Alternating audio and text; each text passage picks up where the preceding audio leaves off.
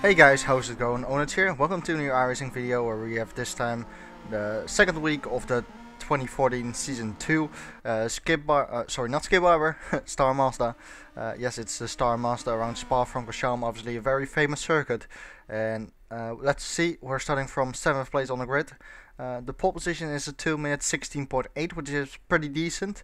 But in practice, I did some practice before this, obviously, and I could do a very high .16, but usually I was in the low 17s. But that's not bad, because considering that, that means we will be, in 2nd place if we have qualified. But I usually don't qualify, because I actually like starting from the back.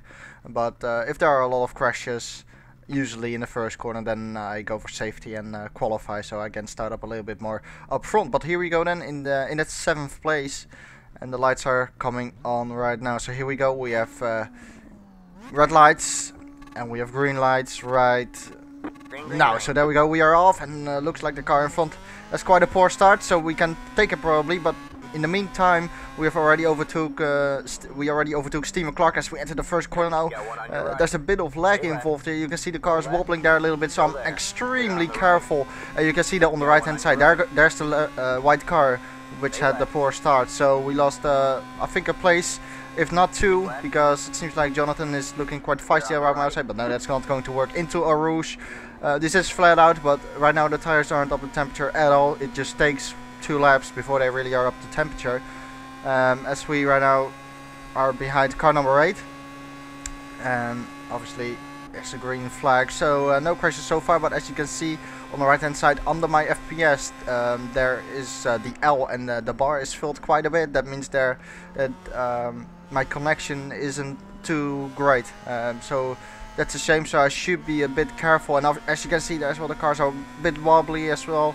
As Adrian went wider, he disappears. I'm going for the inside. I have to be careful, and it seems like Adrian pretty much gave up on that position. So luckily he was wise, and fair racing, I was on the inside there, so nothing he could really do against that. So moved up another position. I think we are in position 4th at the moment, which is not bad. You can see the leader there though pulling away already. He has a pretty good pace, especially compared to the rest of the field. I think we are in P5, sorry, not P4. The car in front, car number 5, went very wide there through Buhan. So let's see if we can take him here around the outside for the next corner. He's still on the inside there, but yeah, I just about taken a bit of oversteer on the entry there, but nothing too special. He backed out of it there. I was quite a long way in front of him when we turned into that corner. So quite a few positions gained during this lap, I think 3. But I was really careful actually in that first corner, as you guys have seen. With the lag as well, you just gotta be extremely careful. I don't know whether this server was hosted in America or Australia or something like that, because usually I have no problems, and I think usually the servers or the sessions are hosted in the Netherlands, which is where I live as well. So I don't know. Anyway, that doesn't matter. We are rounding up lap 1, 15 lap race. Sorry for not mentioning that. And it was my first race as well actually, so I didn't have too much practice, but quite a fair bit, I would say. I'm not going on the track without any practice, because that's just asking for disasters. So there we go in 4th place after the first lap, and we are now looking to catch up, make up for the 8/10 gap which you currently have to car number 2. In front of him it's car number 3. No, sorry, car number 3 is in front. In front of him it's car number 2, but it seems like the leader with car number 4 is pulling away quite heavily. So first of all, you have to take it step by step. So we're going to focus on car number 3 and 2, because they seem to be battling quite a bit, and trying to pick up a little bit of slipstream if that's going to work down the straight. The slipstream is very effective, especially on a circuit like Spa. You have to very long straights, full throttle obviously. It seems like car number 3 has managed to pass car number 2, and right now we are behind car number 2 as he went quite wide there. So I'm going to have an opportunity straight away, going to try it around the outside, because he fenced off the inside.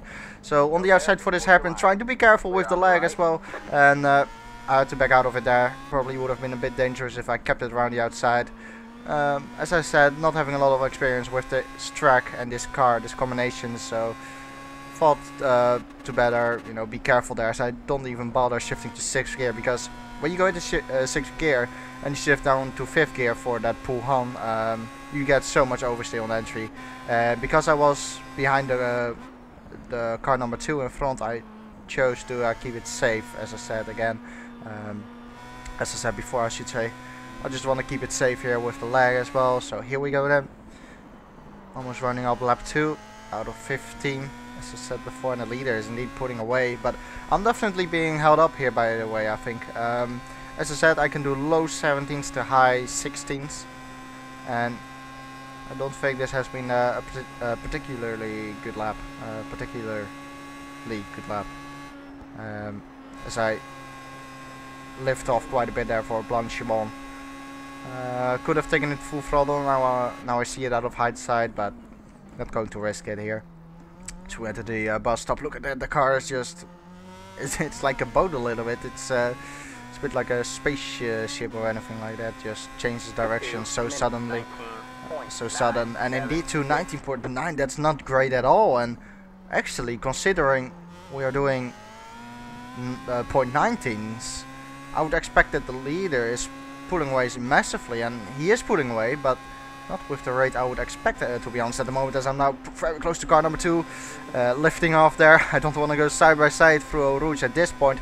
But as you can see there, I went full throttle in there. That's what you usually do, and I'm now alongside him onto this straight. It seems like I can take him, because I pick up a little bit of slipstream as well from the car in front, but he's still alongside me, so let's see who has the biggest balls and brakes later. I'm on the outside here, so I'm gonna have to be careful going around the outside, trying to make it there. Bit of oversteer here, going to have to go all over the curb there in order to avoid him. Unfortunately got an off track, and now right away car number 5 is attacking me. It seems like I can just about stay in front of him around the outside there, but I don't know if that was the best choice by me, going around the outside. Yes, the next corner is on the inside, but I saw that he was so close to me there, so that's why the reason why I turned in even more to the corner and took so much curb, which actually was an off track. And well, there we go. It's the way it is as you go into Pouhon there. As you can see there, going from 6th to 5th gear, and a lot of oversteer.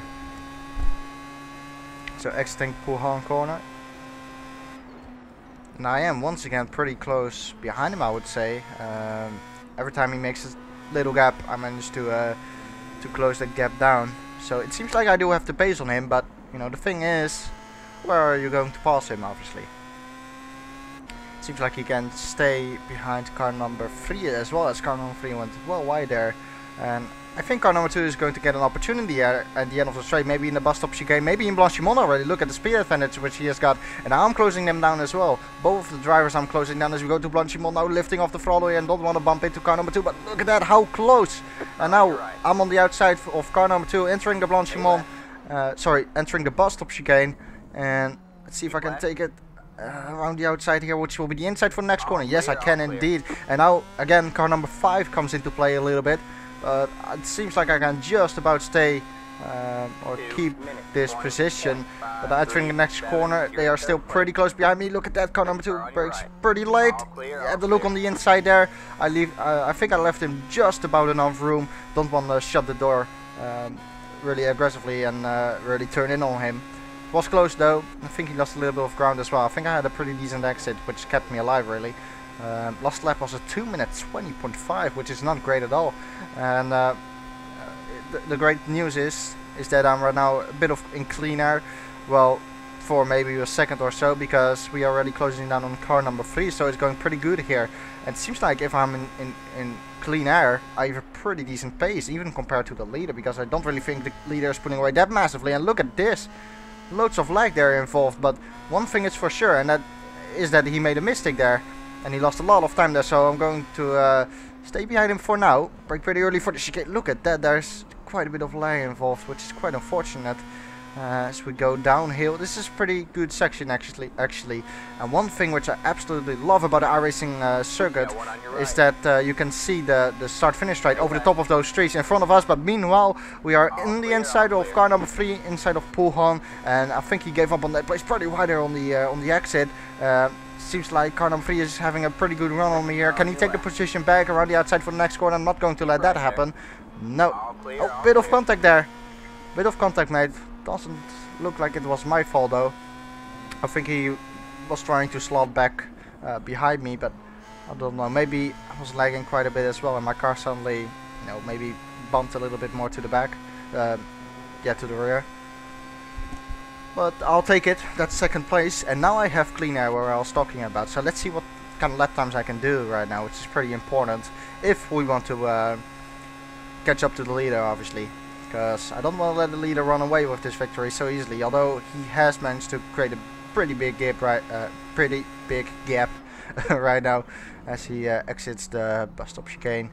So let's have a look and compare my time against his time. Obviously we won't have a good comparison in this lap, but we will have to wait just one more lap. And let's see what the gap is first. 2 minutes 19. It's a second. 6:06. Sorry, not a second, it's 6 seconds. A second? Where did I get that from? Well, not sure. It's 6 seconds. The gap behind me to car number 5 is 6 tenths. So car number 5 has managed to overtake both of the drivers, just like me. And let's see what he can do now. He has a bit of slip room advantage over me, I would say, but I don't know. You'll see what's going to happen in the next couple of laps. Just 11 laps to go. And if I can close the gap down, we might have a good battle in our hands. But 6 seconds, it does look like a lot, doesn't it? But we'll try it. Do not give up, especially not with 11 laps to go. Plenty of action, you know, could happen. And look at the Star Mazda. I said it before. I just absolutely love the oversteer which you get. It's pretty weird because you obviously want as a driver that you are stable and stuff like that.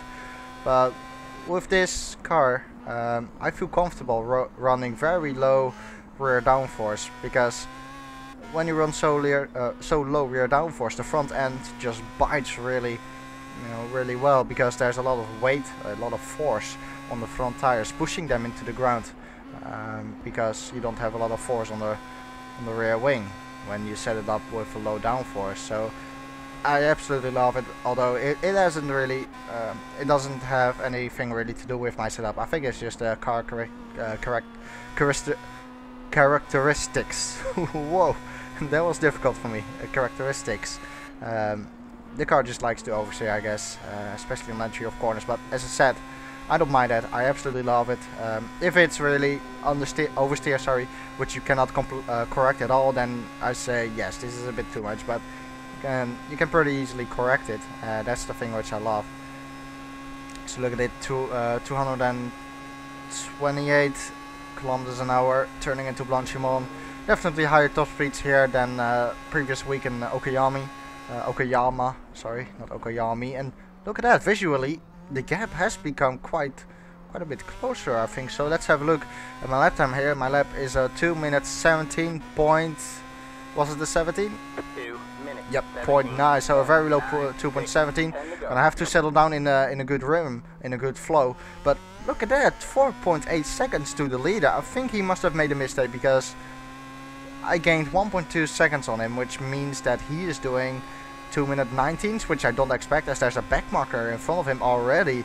After 6 laps there's already a back marker. Maybe this back marker has been involved in an incident and he is driving, you know, with damage or something like that, because that seems pretty slow if you ask me. After 6 laps already getting lapped by the leader on such a long track as well. So I'm coming up right now to this back marker, and he is extremely slow actually through here. Look at this, I'm catching up so quickly to him, so I expect he will move out of the way probably now in next corner, as he brakes very early for that corner. Whoa, what's he doing? Hit him, and he is off track, and that gave me contact, so we turn into the next corner. And look at this, there's no turn-in from the front right tire, and that's me into the wall. So much damage, I cannot even turn. So what I do is I press escape and I wait before I get towed back into the pits. And meanwhile we will have a look at this incident. So what happened here?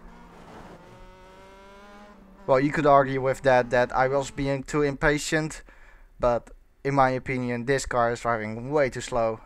If you're driving this slow, you shouldn't race, because then you're just a danger. You ask for problems. Look at this. It seemed like as well he was going to turn into that corner to the inside. Maybe he was expecting me to go alongside him on the inside. But if you look at this as well, this is terrible pace really. And getting lapped after just 6 laps isn't great. I doubt it honestly whether he has done some practice. So he brakes really early for this corner. It's a tough one, I think, but it's definitely something unlucky.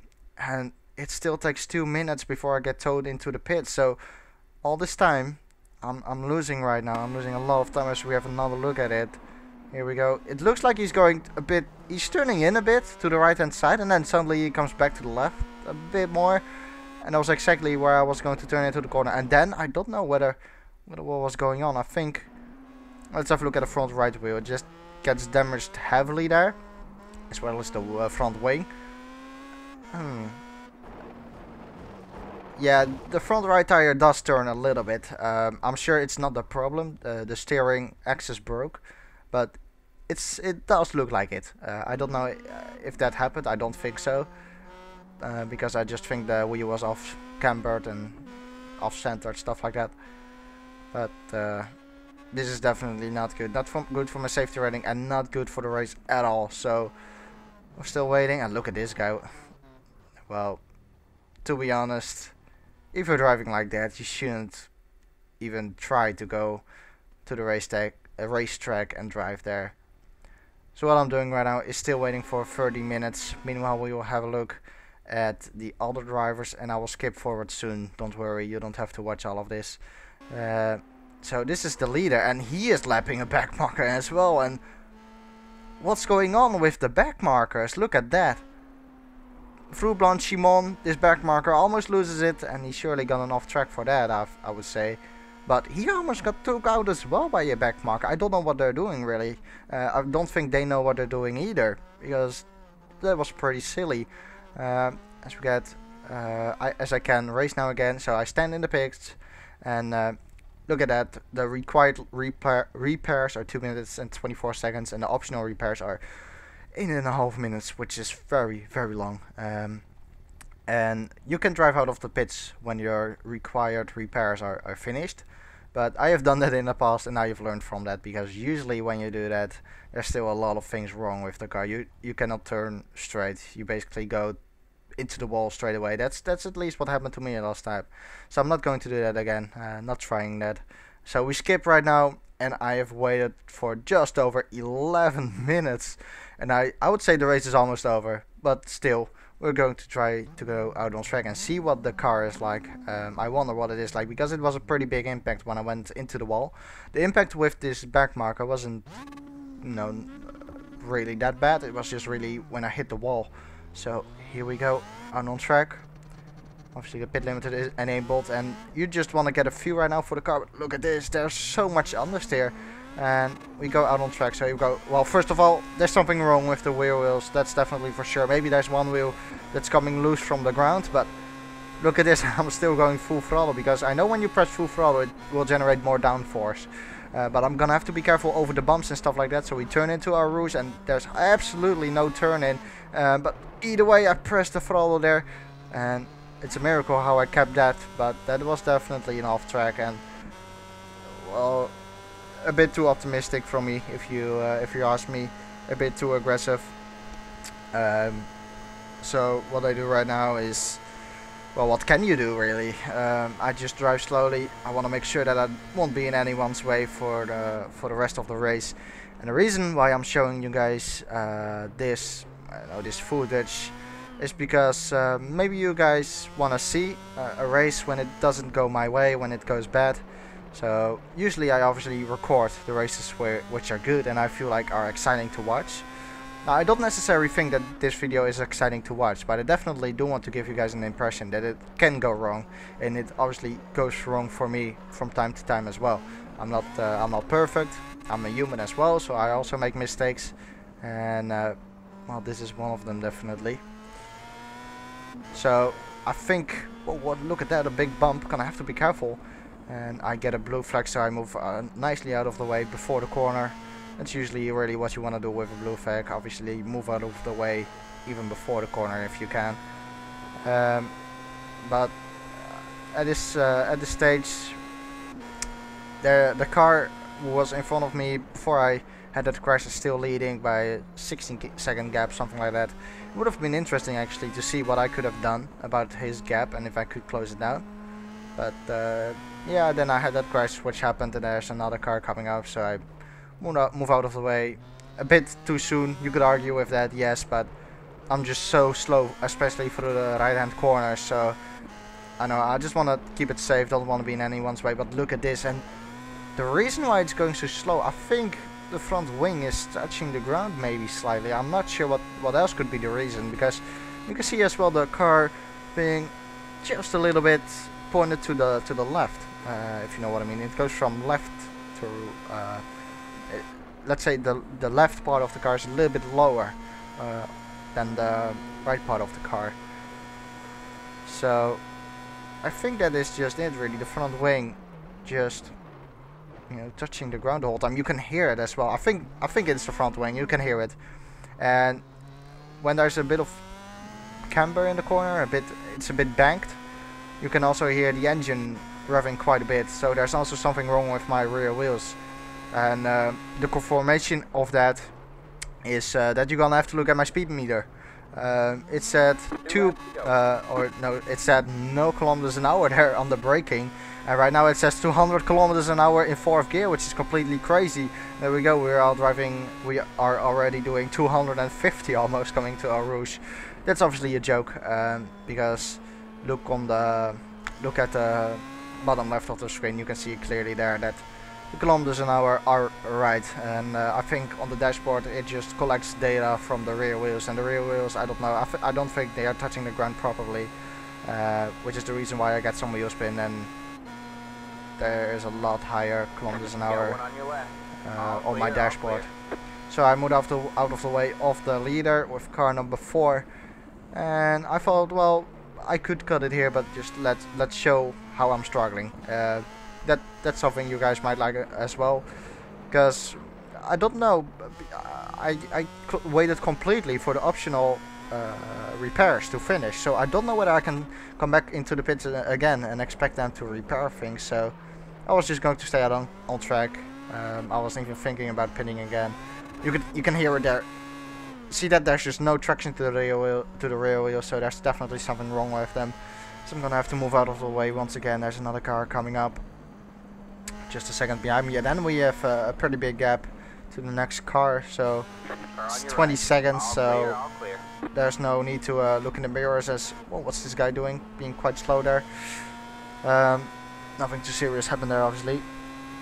So there we go, through Pulhan, and let's hear the engine sound.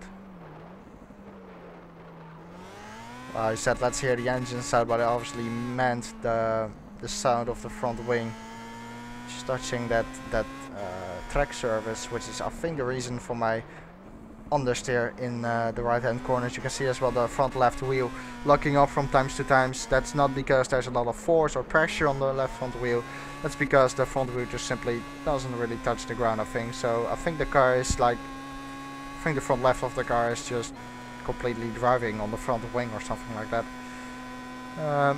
Either way, the gap behind me, Alright, man. White flag. it's already 8 seconds. So there's another car coming up as I go pretty quick to Blanchimont, and no, that's not going to work, is it? Another off track, very unnecessary driving from me there.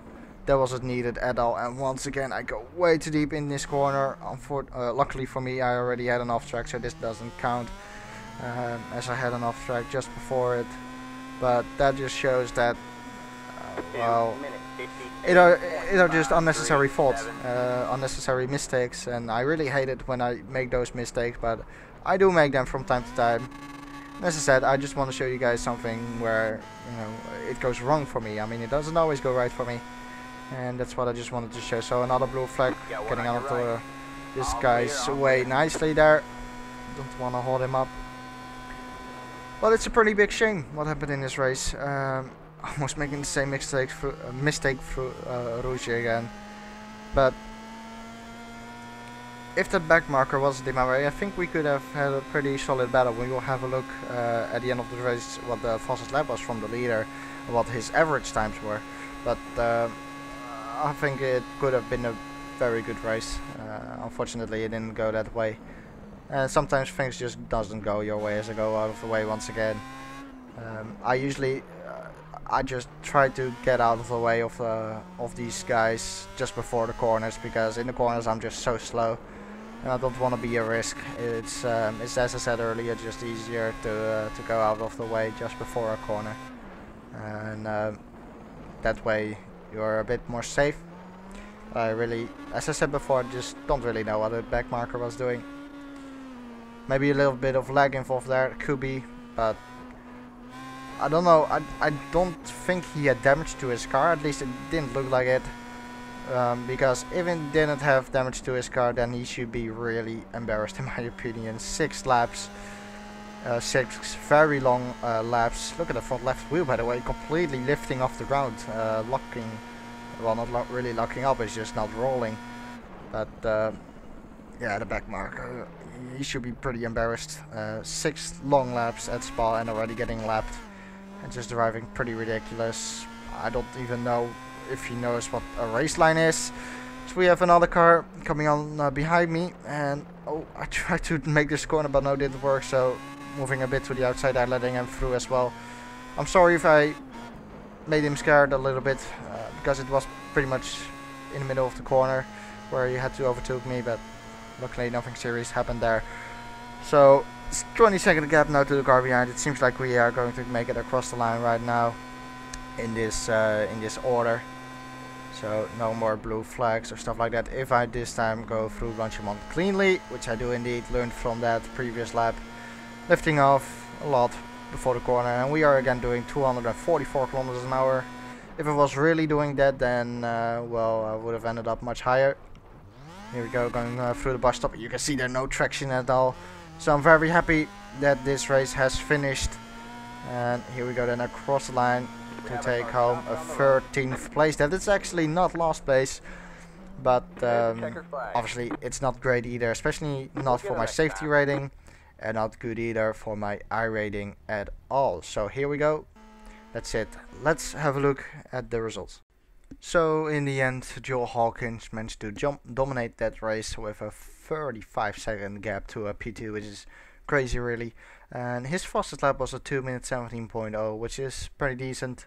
His average lap time was a 2 minute 19.5, which is 2 seconds faster than the rest. So I think that lap, when I closed him down by 1.2 seconds, was, you know, a lap where he made a mistake, and I still then had a 4.8 second gap to close down. So I don't know whether that was too much. But in the end, you can see me there. I lost minus 0.09 on my license, which is not good at all, and lost a lot of I rating there. But what can you do about it? You know, next time I hope to perform better, and I'll definitely learn from it, from this.